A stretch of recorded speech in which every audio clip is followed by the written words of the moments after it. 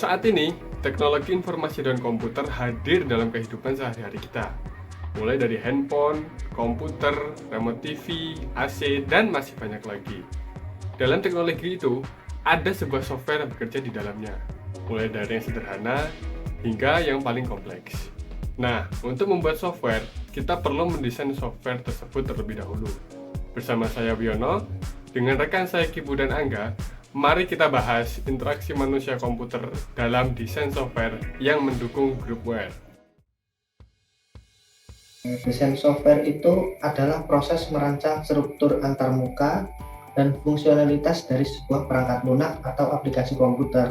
Tujuan dari desain software adalah menciptakan sistem yang efisien, intuitif, dan memenuhi kebutuhan pengguna.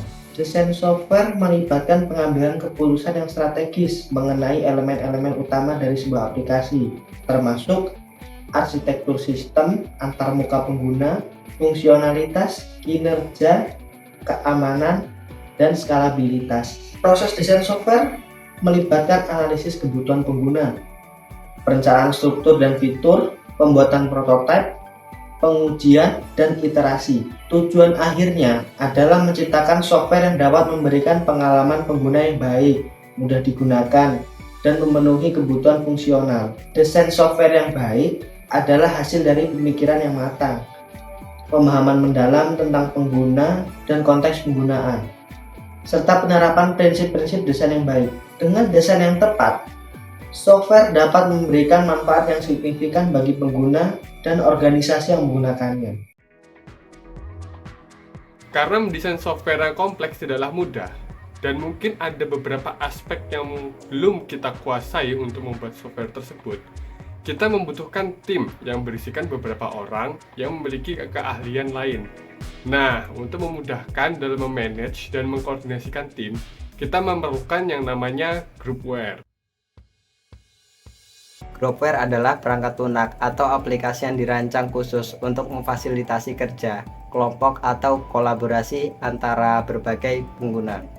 Groupware memungkinkan anggota tim atau kelompok untuk berbagi informasi, berkomunikasi, dan bekerja sama secara efektif meskipun mereka berada di lokasi yang berbeda. Groupware menawarkan berbagai fitur dan fungsionalitas yang mendukung kolaborasi dalam sebuah tim.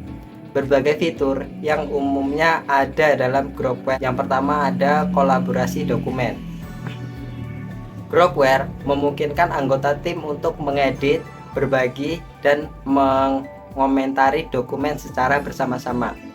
Mereka dapat bekerja pada versi yang sama dari dokumen, menghindari duplikasi dan kesalahan yang tidak perlu. Yang kedua yaitu ada kalender bersama. Fitur ini memungkinkan anggota tim untuk menyinkronkan jadwal mereka, mengatur pertemuan, dan berbagi informasi tentang ketersediaan waktu masing-masing. Hal ini memudahkan perencanaan dan koordinasi jadwal antara anggota tim. Yang ketiga yaitu ada komunikasi real time. Groupware memfasilitasi komunikasi langsung antara anggota tim melalui pesan instan, obrolan grup, atau konferensi video. Hal ini memungkinkan diskusi cepat, pertukaran ide, dan mengambil keputusan yang efisien. Yang keempat yaitu ada manajemen tugas. Fitur ini memungkinkan pengguna untuk membuat, menugaskan, dan melacak tugas-tugas dalam sebuah proyek atau kerja kelompok. Anggota tim dapat melihat tanggung jawab masing-masing dan status perkembangan tugas mereka. Yang kelima yang terakhir yaitu ada kolaborasi proyek. Groupware menyediakan alat untuk mengorganisir, mengelola, dan mengawasi proyek secara kolektif. Fitur-fitur ini memungkinkan anggota tim untuk memajukan proyek, mengkoordinasikan aktivitas, dan membagikan sumber daya yang relevan. Dengan menggunakan groupware, tim dapat bekerja sama secara efektif, mengurangi keterbatasan geografis, dan meningkatkan produktivitas. Groupware juga membantu dalam mengelola informasi, memfasilitasi koordinasi tim, dan mempercepat alur kerja. Dalam era kolaborasi dan kerja jarak jauh yang semakin umum, groupware menjadi alat yang penting untuk mendukung kerja kelompok yang sukses. Ya, itu adalah beberapa penjelasan yang bisa kami sampaikan. Semoga sedikit banyaknya dapat menambah wawasan kita terhadap dunia teknologi yang luas ini, khususnya dalam pengembangan desain software yang mendukung Groupware. Dan saya akhiri, terima kasih.